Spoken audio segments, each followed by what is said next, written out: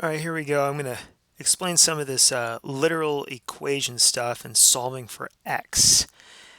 This trips up a lot of students. So I'm going to bring this over here. Oh, and this is for this California textbook here.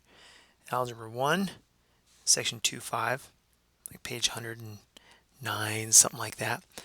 Let's go with number 19.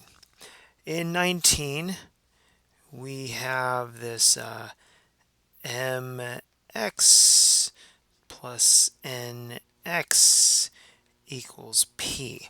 We got to solve for x. So that means that x has to be by itself, obviously. Now what I notice here is m is being multiplied by x and n is. It's like x was distributed to each of these.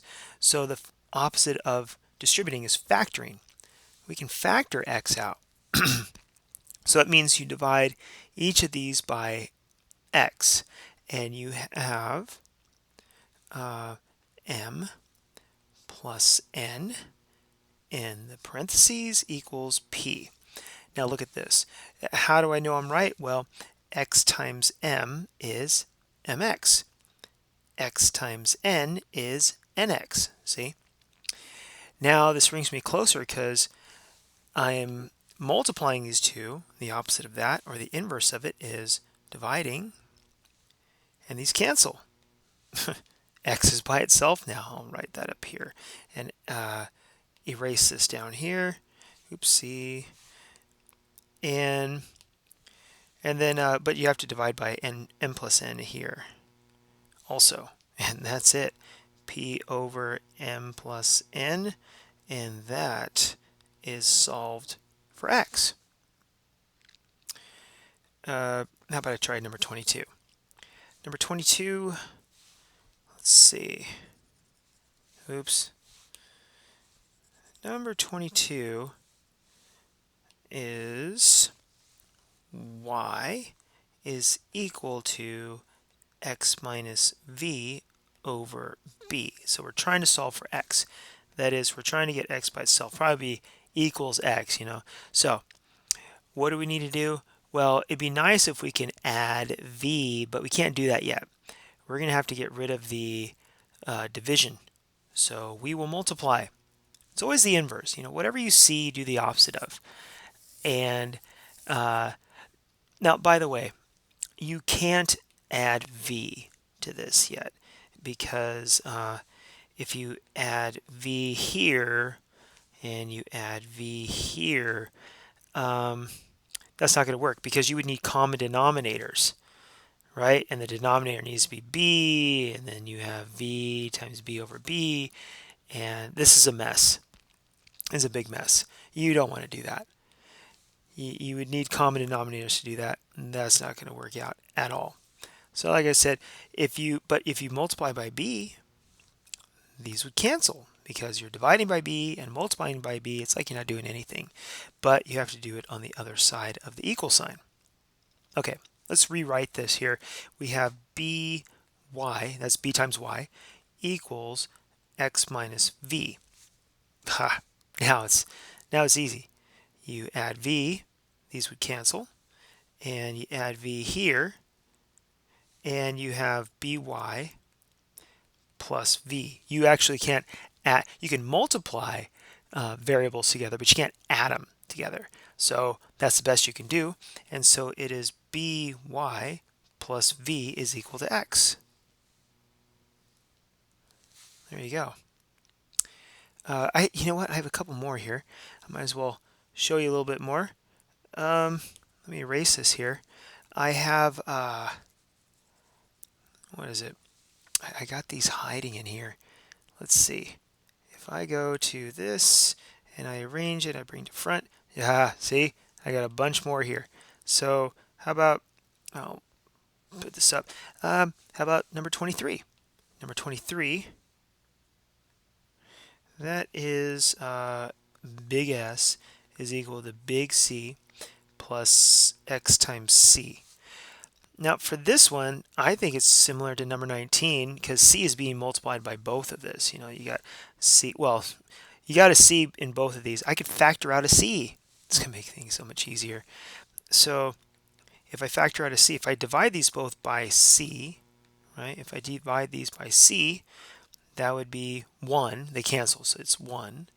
1 plus c divided by c is x. I have no idea what I just wrote over here. It's supposed to be 1. And let me rewrite this here just to show you that this actually works.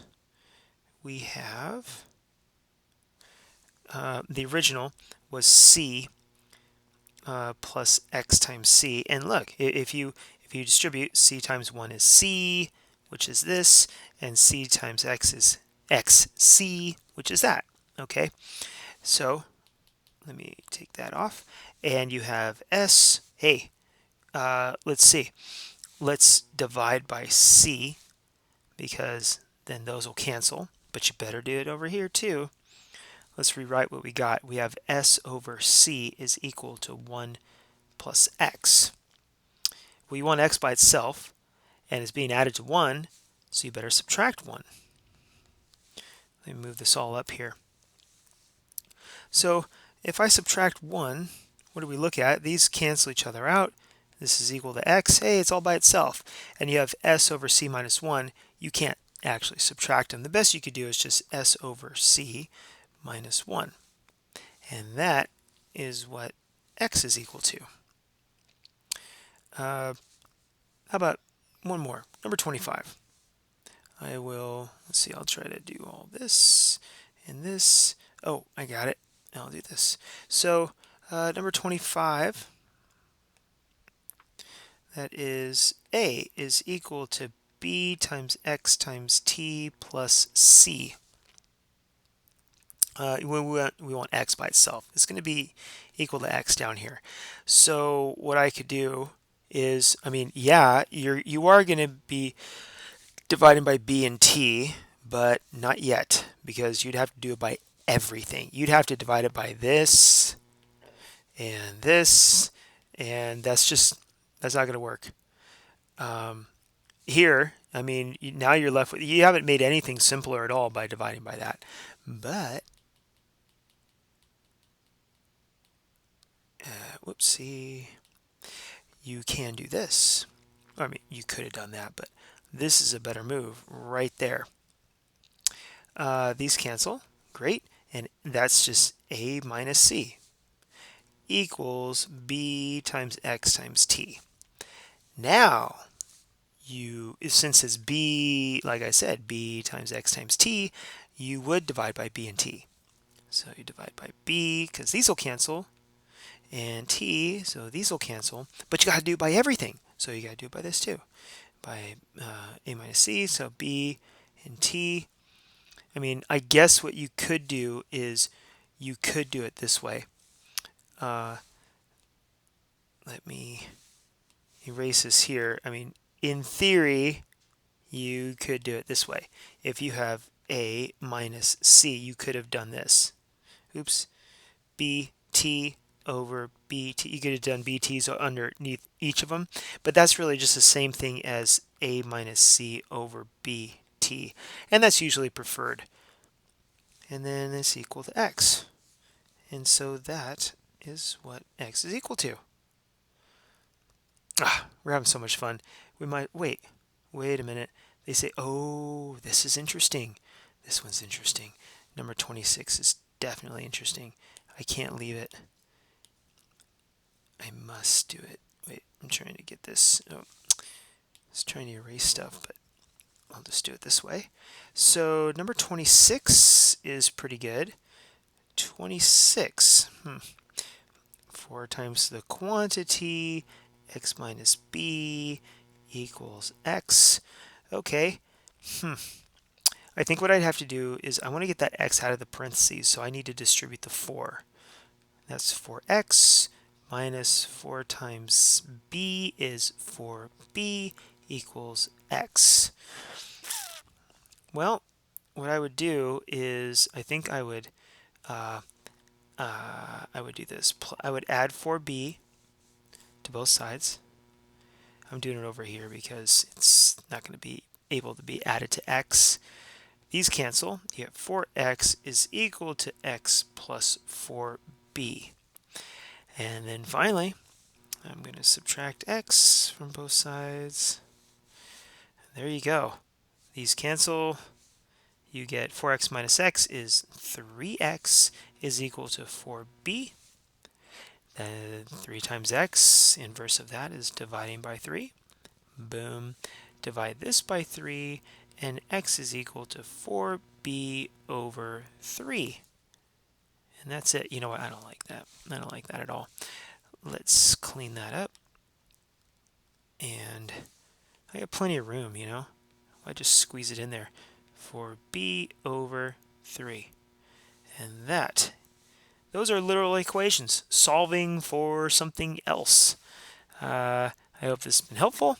And if you're an algebra student, you want more algebra help, especially from this textbook. I got it all here. Let me know. Thanks for watching.